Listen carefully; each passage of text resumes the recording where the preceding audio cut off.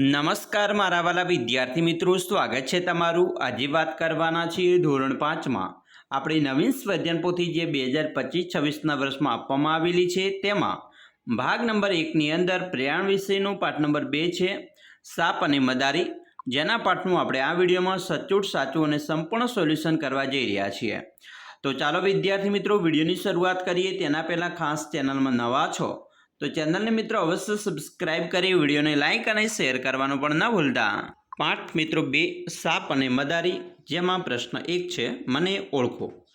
પહેલો પ્રશ્ન છે હું ગધેડું પાળું છું, તેના પર માલ સામાનની હેરફેર કરું છું। તો અહીંયા મિત્રો આવશે ગુંભાર, કારણ કે ગુંભાર ગધેડું પાળે છે। બીજું, હું ગાય ભેંસ ઘેટા રાખું છું, તેમનું દૂધ વેચી મારું ગુજરાન ચલાવું છું। તો પશુપાલક। 3, રણમાં મુસાફરી માટે મારો ઉપયોગ કરવામાં આવે છે। તો ઊંટ। 4, હું બળદ રાખું છું, બળદ મને ખેતીના કામમાં મદદરૂપ થાય છે। ખેડૂત। 5, મને ઘરની ચોકી કરવા માટે પાળવામાં આવે છે। તો કૂતરો। પ્રશ્ન 2 ખલિયા પૂર્ણ કરવાની છે, જેમાં પહેલો પ્રશ્ન છે એટલે કે પહેલી ખલિયા છે કે મદારીઓ સાપને ખલિયાની ટોપલીમાં રાખતા હતા। તો વાંસ। 2, મરઘીઓને જ્યાં ઉછેરવામાં આવે છે તે સ્થળને ખલિયા કહેવામાં આવે છે। તો પોટ્રી ફાર્મ। 3, ખલિયા અને ખલિયા મેળવવા માટે ઘેટાને પાળવામાં આવે છે। તો ઊન અને દૂધ। 4, સવારી માટે ખલિયા અને ખલિયા પ્રાણીનો ઉપયોગ કરવામાં આવે છે। તો ઘોડો, ઊંટ અને બળદ। 5, સાપ કરડ્યા પછી બચવા માટેની દવા ખલિયામાંથી બનાવવામાં આવે છે। તો સાપના ઝેરમાંથી। અહીંયા મિત્રો સવારી માટે તમે અહીંયા બળદની જગ્યાએ હાથી લખી શકો છો। ખાસ હાથી સવારી માટેની વાત કરી છે એટલે બળદ નહીં આવે। પ્રશ્ન મિત્રો 3ની વાત કરીએ તો પેલું વ્યક્તિ અને પ્રાણી વચ્ચે જોડકું જોડવાનું છે। તો ખેડૂત તો બળદ આવશે જવાબ, ગુંભાર તો ગધેડું, પશુપાલક ગાય સાથે સંબંધ અને મદારી તો સાપ સાથે સંબંધ છે। પ્રશ્ન મિત્રો 4 નીચેનું કોષ્ટક પૂર્ણ કરો, જેમાં મિત્રો પેલું છે ગાય, તો ગાય આપણને દૂધ આપે છે। ઘેટા ઊન, દૂધ તથા માંસ માટે પાળવામાં આવે છે। ઊંટ ભાર વહન કરવા માટે ઉપયોગી છે। ઘોડો સવારી કરવા, ભાર વહન કરવા ઉપયોગી છે।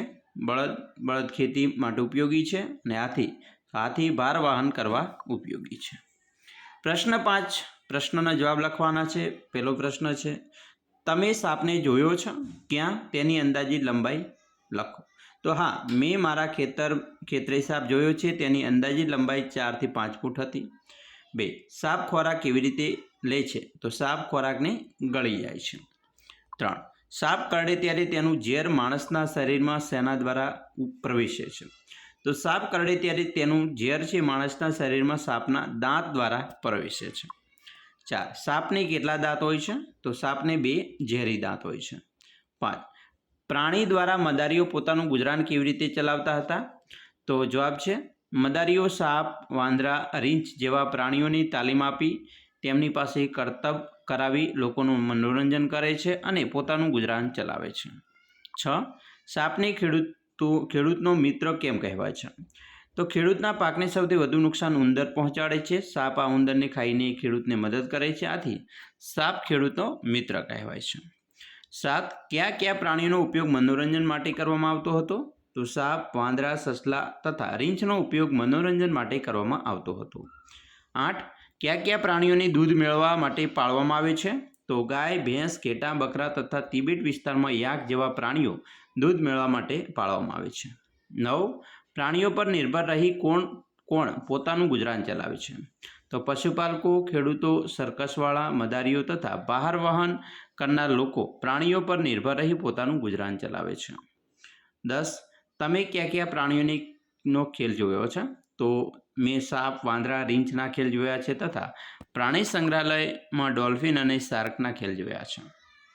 11, સર્કસમાં કે અન્ય જગ્યાએ મનોરંજન માટે ઉપયોગમાં લેવાતા પ્રાણીઓને કેવી તકલીફ પડતી હશે?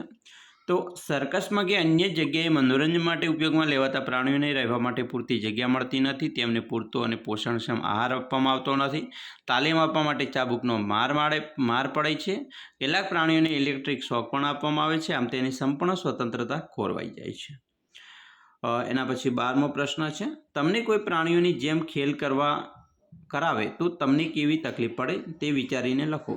તો આપણે લખી શકીએ કે ભાઈ તાલીમ વખતે શારીરિક તકલીફ થાય, ચાબુકનો માર સહન કરવો પડે, ખેલ બતાવતી વખતે માનસિક ત્રાસ અને ઈજાઓ સહન કરવી પડે, લોકોની મશ્કરી સહન કરવી પડે, પૂરતું અને પોષણક્ષમ ખાવાનું ન મળે અને સર્કસવાળા સંચાલકો અપમાનિત કરે તે સહન કરવું પડે.